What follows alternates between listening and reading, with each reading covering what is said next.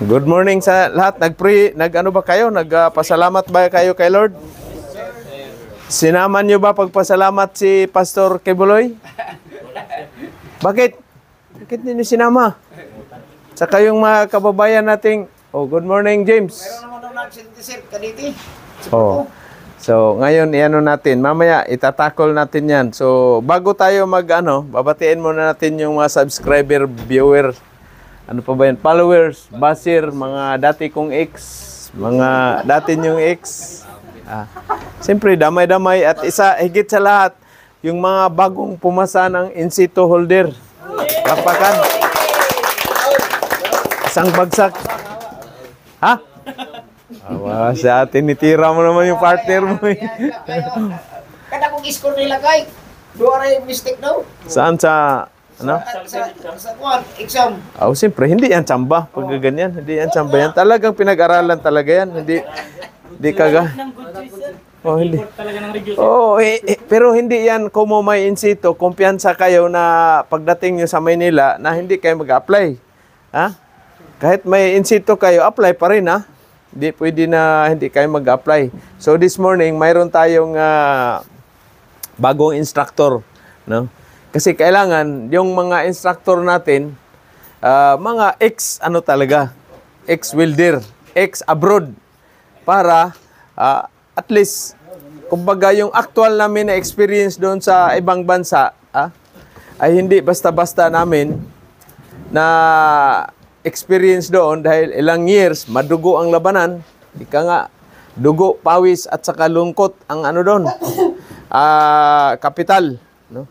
So this morning, nag-hire tayo ng isa from Davao, no? From Davao region, pero bago tayo kay Sir, pakilala sa kanya, babatiin muna natin yung ating mga kababayan sa Davao region. Ika nga, no?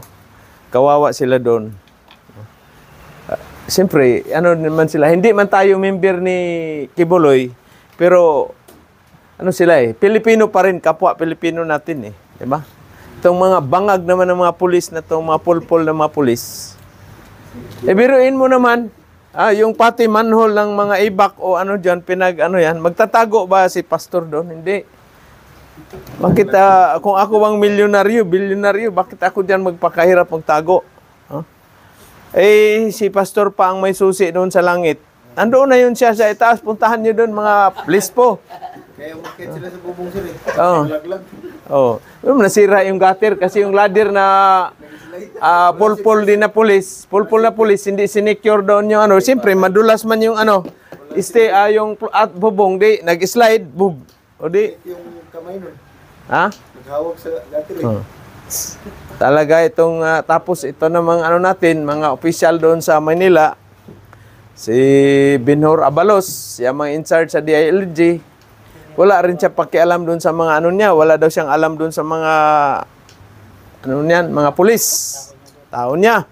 Si bangag naman natin na leader. Bakit bangag na Kasi nag-a-addict Pinsan mo ba yun Lakay din yun Hindi naman hindi naman tayo pero makikita kasi natin. Biruin mo, una yung flood control project, binangga ng barko. Tama ba yun? Wala mang yan kung saan na project yung binangga ng barko. Tapos ngayon, lumusob yung mga pulis doon na 3,000 pulis. Mayroon pang pinadagdag na SWAT, mga army doon. Walang baril daw. Walang tirgas. Nandyan kitang-kita sa video. So, ibig sabihin, hindi talaga, abnormal talaga yung utak niya. Hindi talaga, yan talaga, bibirahin ko na si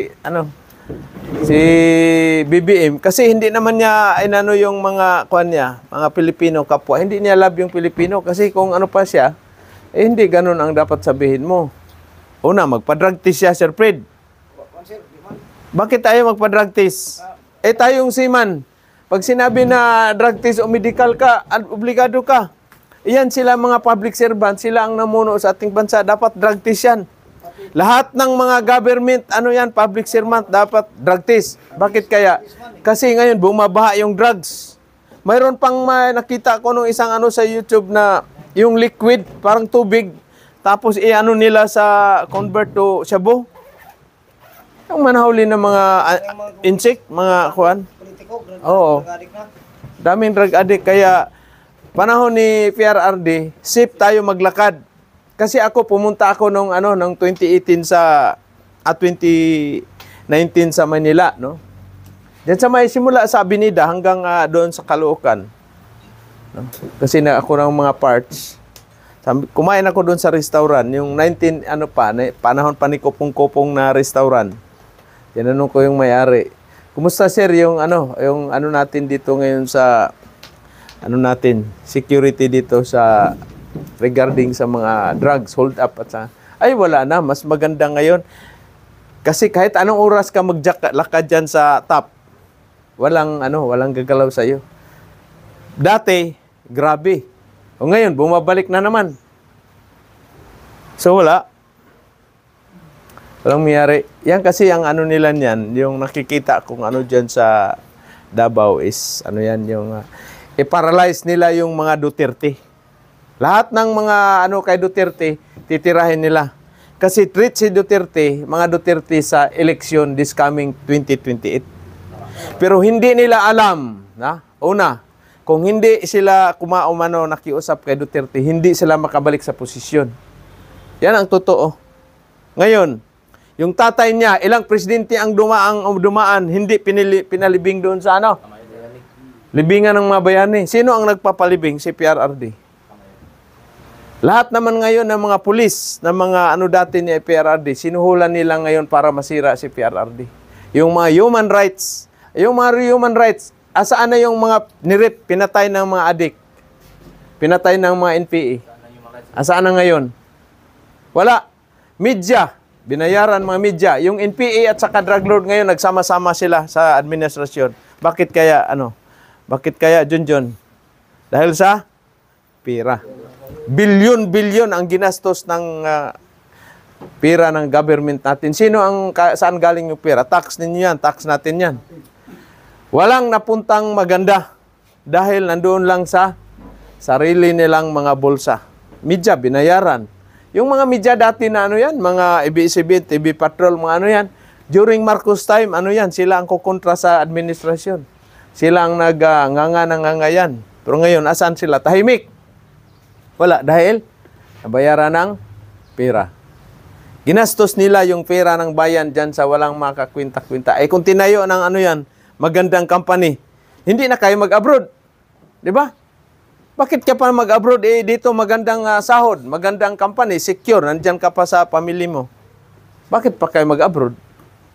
Pero dahil ang mga namuno sa atin, mga wala sa ayos, ay talagang walang mapupuntahan ng Pilipinas natin. Pero sa election, sir, dapat yung nakapisto ngayon sa Senado o Congressman, di na libutaran. Sa akin, ito, yan, talaga, Sir Fred. Tama, Sir Fred. Tama. Tama yan. Kasi yung mga tao na yan, nandyan, recycle lang yan, nagpayaman yan sila. Pero tandaan nyo, mamatay din kayong lahat. Mamatay din kayong lahat. Hindi kayo abutan 200 years. Mauna pa sila kaysa atin, Sir Fred, no? Tayo, mga 215 siguro tayo. Sila kay to, wala mang bisyo. Mga 300 siguro to. 300 years. Si Big Boy, ganun din, walang bisyo. Si Jasper, siguro mga 285 years sila. Asa na si Immortal? So yun yung yun yung konting hinanakit. Kasi bakit ako nang hinakit? Kasi ako isa sa nagpapanalo sa kay BBM dito sa Caraga Region. Laki ng gastos namin nag-chip in para mapanalo sila. Hindi sila pinarali dito. Hindi sila pinarali, wala. Sa Agusan del Sur, hindi. Ni Anino sila doon, hindi sila nakarali. Ako ang nagrally doon sa Agusan del Sur. Kaya ganun ang sama ko ng loob sa kanila. Hindi ko kailangan yung posisyon sa government. Gusto ko lang, gampanin nila yung maayos na trabaho.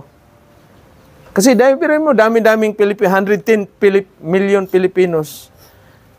Yung tax ng ating mamamayan. Tapos kaming maliliit na negosyante, birahin ninyo sa tax. Tapos kurakutin. Yung ano ninyo, yung mga PhilHealth, is 90 billion ngayon, ililipat na naman doon sa sa, ano yan, Maharlika Funds. Ay saan mapupunta yan? Sa malalim nilang bulsa. Ay yayaman nga sila. Pag namatay sila, mayroon ba silang madalang 1 centavo, Franz? Wala, di ba? Wala. Tama ba, boss? Kahit gaano mo kayaman, wala kayong 1 centavong madala doon sa hukay ninyo.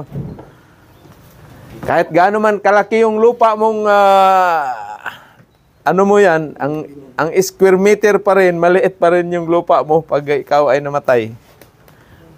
Okay? 1.5 by ilan yan? 4 feet?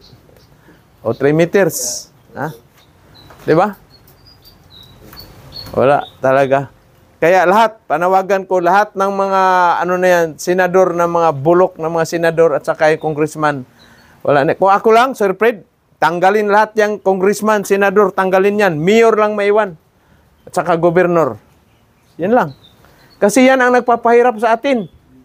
Dahil biruin mo yung project bago darating sa isang province. Ilan ang kikitain ng congressman at saka senador?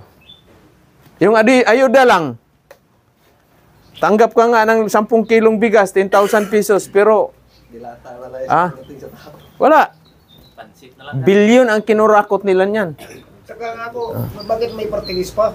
Magdagdag pa ng mga party list. Ang masaklap, Sir Fred, ng mga party list, communist pa na party list. Ayan sila, Franz Castro, sila si Hontiveros, sila si Lagman, sino pa ba yung mga na yan? Kaya yan ang nagpapahirap sa atin. Dahil yung mga NPA, alam na mga NPA, nandyan sa congressman. Tapos, i-recruit yung pira nila, i-recruit ng mga magiging NPA. Pakainin lang ng sardinas doon sa bundok.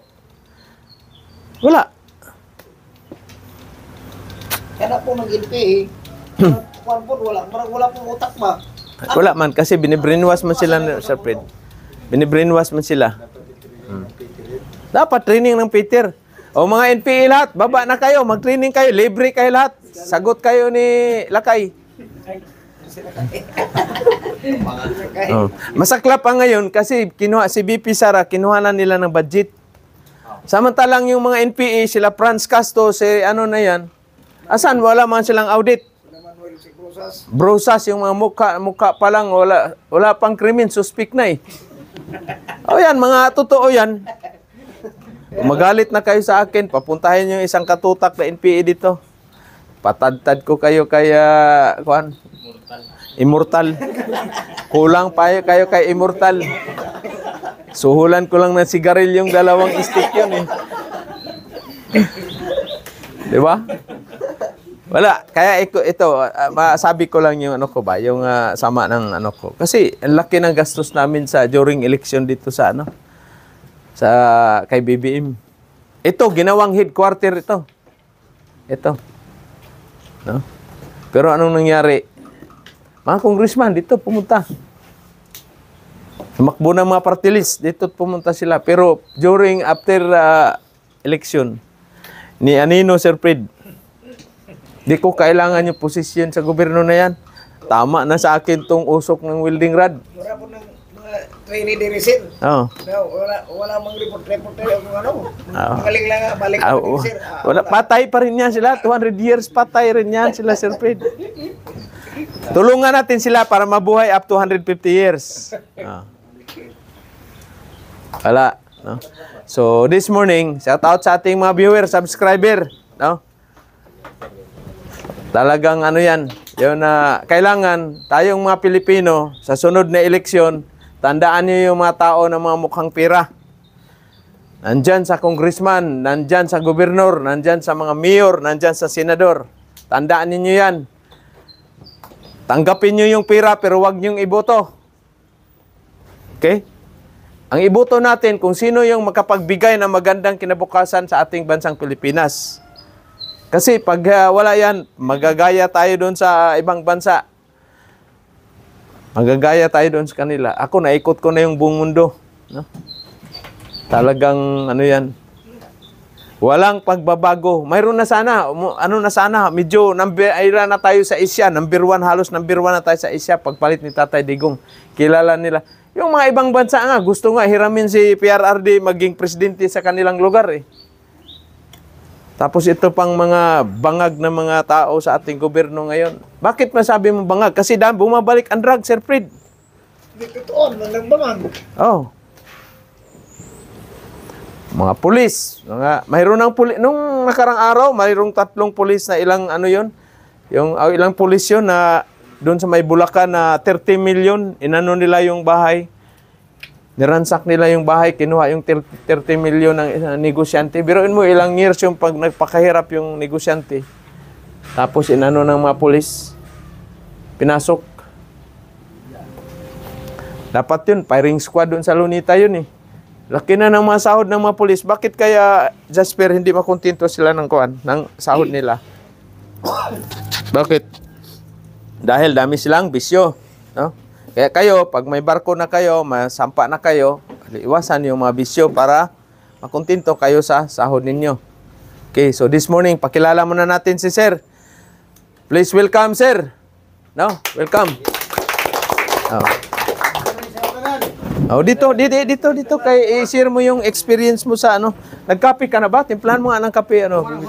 Itong kape ng Robos, Viagra, ito yung pampapa ano. Good morning sa inyo tanan. Sir. Diri ko itong year, sir? Last year, 23. 23. Diri ko nagkuhan ko, nag-work test ako ng aluminum. Dahil may alisan yun no na ato na Tagalog kay daghan na mga Tagalog dire. Pila ko Tagalog? Marami to sila. Tatlo sila. Sir, kayo mga subscriber niyo sa Tagalog po. Dito ako noong 2023 at listing ng aluminum. Kaso hindi pumalad na makaalis. Yun naman ay talagang ganyan ang buhay ng tao. Talagang minsan makakaalis ka, susuti. Minsan naman patambay ka na ilang years. Kaya tayo, pagka tayo'y pagiging isang OFW, makaalis ka sa barko, makaalis kayo ng kung saan bansa, Australia, talagang ilagay nyo ang loob nyo na pick up kayo na makaipon. Lagay natin pala sir, excuse. Lagay natin. Kasi sir, mag-ipon kayo at saka yun naman ay hindi naman masamang tumulong. Tutulong din tayo pero hindi sa lahat na panahon. Saka yun ang sa lahat ng ating mga skills like welder o seaman, pipefitter, yun ay lagi yung tandaan na lagi kayong mag-adika na mag-ipon o ang inyong skills mapataas ninyo, ma-improve ninyo. O hindi lang yung nandiyan lang ka, welder ka lang. Hindi pwede. Kaya kailangan may tupa ka na tingin mo na mahusay. Kaibiganin mo. Pare, pwede mo ba akong turuan ito? Ganyan, ganyan. Huwag kang mahiya. Dahil kami ni Sir Jim noon, ganyan din kami. Sama kami sa lahat ng trupa, tapos exchange pa ng kaalaman. Share. Tapos magtanong, bigyan mo. Dahil yun namang alam mo, hindi mo mamadala sa langit yun. Wala namang welding sa langit o sa impyerno. Tama. Oo.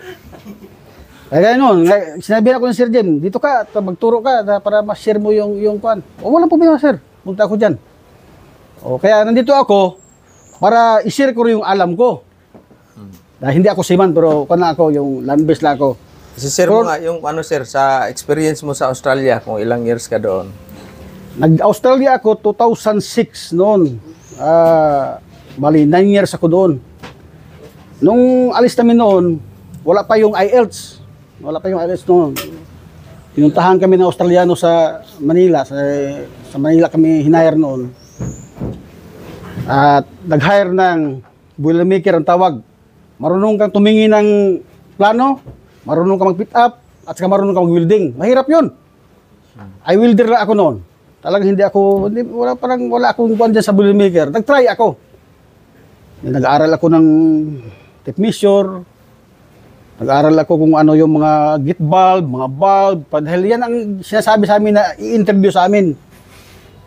Di, sabi, kinuhaan ako, i-interview ako. Ay galing na ako noon ng offshore ng East Timor. Australiano yung kuha namin, aming amo. Na nakuha ko rin yung medyo, hindi naman 100% na accent, mga 60, mga 40 lang. Nakuha ko yung accent na Australiano, kaya magaling akong communicate sa kanya. Yung mga sasalitaan niya, yung mga might, yes might, ganon. Sabi niya sa akin, okay, proceed ka sa testing. Ang testing ko noon, dalawa, IFCAW at saka TIG, na old TIG, at saka IFCAW, tapos flux cord ang capping. Sa awa ng Diyos, bumagsak ang testing ko. Sa aming 15, ako lang ang bumagsak. Di lagay ng loob ko na wala, talagang malas talaga. Oo. Ngayon, ako umuwi na talagang ang kuwan ko ay talaga sayang. Lupay-pay ang baywang, balikat ko. Sabi ko, talagang ito na sana ang pagkakataon. Talagang binalas pa. Uwi na ako sa bahay. Mga isa o dalawang araw, tumawag ang agency. Mr. Asyo, ay punta ka ng opisina at kasama ka. Sabi ko naman, anong sabi niyo, ma'am? Bagsak yung testing ko ah. Sabi sa akin, kasama ka dahil nagustuhan ka ng Australiano. Magaling ka sa pakipag-usap sa kanya.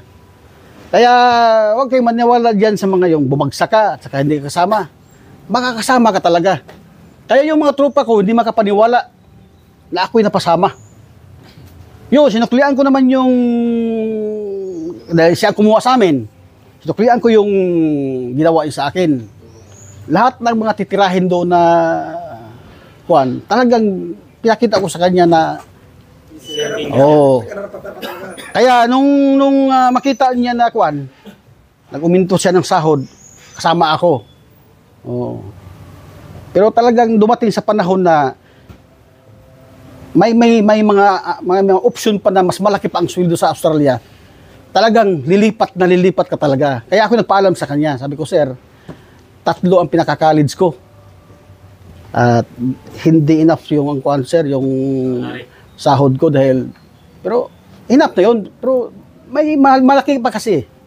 Kaya pag napa-Australia kayo, talagang tatalon kayo sa mga lalaking sweldo. Kaya pagsikapan nyo na matuto kayo at yung land base ikaw, talagang pagpursigi ka na talagang dahil ang Australia, napakaganda ng sweldo doon. Nung lumipat ako, 2011 ako naging residency, naging PR. Dahil sa kalilipat-lipat ko, 21, tatalo ng 38, tatalo ng 42, tatalo ng $50, tumalo ng $60. Yun ang last ko sa may Barrow Island sa Perth, Western Australia. Talagang ang sweldo nyo doon, talagang magsuntukan muna ang pera sa ATM bago lumabas ang pera nyo. Dahil sa dami. Yun ang experience ko doon. Talagang lahat ng humingi sa akin ng pera, binibigyan ko. Pero wala na yung sisingil ko pa. Wala na. Hindi na ako naniningil. Dahil enough na sa akin yung pera na bigyan sa akin, Lord. Ang dami na kasi. Ang ginawa ko, ako'y umuwi dahil sabi ko, maranasan ko naman ang magiging amo ako. Yun aking inisip, sir, noon. Katulong ako. Gusto ko magtayo ng, parang gaito ni sir na training center. Kaso, talagang ang ating buhay, talagang parang ganito, bilog. Pag nandito ka sa taas, hahawa ka. Hahawa ka na hindi ka gumulong na pag ganun. At pag nandoon ka sa ilalim, doon, talagang mahirap. Kakapaka-paka, sa Bisaya pa, sir. Kaya kayo, ang masasabi ko na sa inyo, mag-aral kayo, lagay sa utak, saka lagyan nyo lagi ng disiplina. Nag-welding kayo, may gasbas kayo, dahil yung ating baga, yun, mga welder. Kahit anong hihinangin nyo, may gasbas kayo, dahil yung ating baga, pupunta doon yung mga usok, mga dust lang, mag-grind ka, pupunta yun doon sa ating baga. Hindi kayo aabot ng 300 years. Ano? Yun lang, at saka, yun lang aking masasabi. Yun lang, at laging una talaga ang safety. Dahil sa kumpanya na pinapasukan ko, bago ang trabaho, mayroon kang step back 5x5. Oh. Bago ka magkuhan, sasabihin sa'yo ng amo ng safety, alam mo yung, Mr. Asyo, alam mo yung step back 5x5 or ano ba yung mga safety na siya tawag? O 4S or ano ba? O upo ka muna dyan, 5 minutes. Magra-write ka ng anong mga hazard sa yung Kapaligiran. paligiran. Maraming hazard, tripping hazard, kung sa na yung mga basa-basa dyan na slippery. Dagan Asya, marami yan. Ngayon, ilalagay mo kung anong mga pwede mong makuan doon, makunta para hindi mangyayari. Kaya tripping hazard. May prevent yun na kung hindi ka naman natalisod doon, yung kasunod mo matatalisod. O may pamilya yon. Hindi ka napuruhan, pero napuruhan yung kasama mo na may pamilya. Di kawawa yon, di ba? Ikaw ang nakakita na mayroong may tripping hazard dyan, tanggalin mo at ilagay mo sa kung asa yon, kung sasa mo ilalagay. Para walang madiscuss siya na kasunod mo. Yun. Yun lagi ang ginagawa namin tuwing umaga, 5 minutes, maglagay ka. Tapos ilalagay mo sa safety box yun. May premyo ako doon, lagi. Dahil magaling ako magawa ng ganun ba. Premyo ako ng mga ganun, mga jacket, ano ba, mga cup, mga mug. At least, safe ang inyong work area. Mag-welding ka, kumpleto ka, dahil may safety titingnan sa'yo. Wala kang gas mask, wala kang proper, wala kang harness. Ganyan din tayo, sir. Kailangan talaga, isa-isip mo lagi yung bawat araw mo na gagawa ka ng yung work, yung trabaho. Lagi mong iisip na may pamilya ako, kailangan uuwi ako, buo ako. Walang maputol sa akin. Huwag lang itong putol, ha? Walang makwamba, walang mawala. Na kailangan talaga na pag uwi ka sa pamilya mo, buo ka. Dahil hinihintay ka ng pamilya mo. Ano yung kwarta mo, pagpatay ka na, nadiskusya ka, nahulog ka. Kaya kailangan, lagi mong tandaan na uuwi tayo na buo. Yun lang. Salamat, sir. Okay, sir. Thank you. So, thank you very much, sir. Raymond Asyo. Siya ay 9 years sa Australia. Pero total years work experience pagka-welder, mga aqua na, sir. Nasa 20 siguro plus. sa mga 28 plus na siguro, sir. 28 years. No? So, biruin mo, ang number 1 talaga is safety. Kaya sabi ko sa inyo, mahigpit ako sa safety. No? Dahil, ika nga ako nag-onboard sa offshore, pinaka-safety research vessel sa buong mundo. No? Pag mag-ano kayo ng safety sa trabaho, ito, number 1 ito. Talagang, kaya yung mindset ko din dyan, for 7 years, na-apply ko na yan. Pero bago pa ako sa offshore, sa tanker vessel ako, yung mindset ko talaga safety. No? So, yun ang maraming salamat, sir, sa yung experience mo sa panarbaho. Regarding sa salary, di ba? $60 per hour yun, Australian. So mga gaano kaya kalaki yung monthly mo doon? Pukusam dyan. Pukus dyan. Malaki ang tax doon.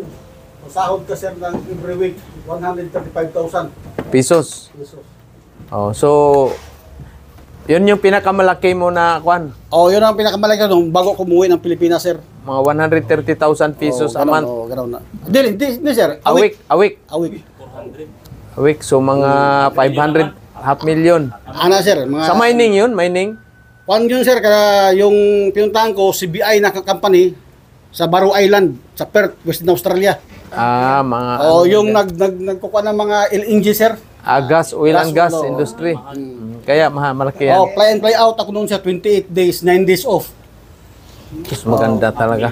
Ganon ang trabaho doon. Ganda. Kaya 28 ka doon, pwede kang umuwi ng Pilipinas at anong gagawin mo?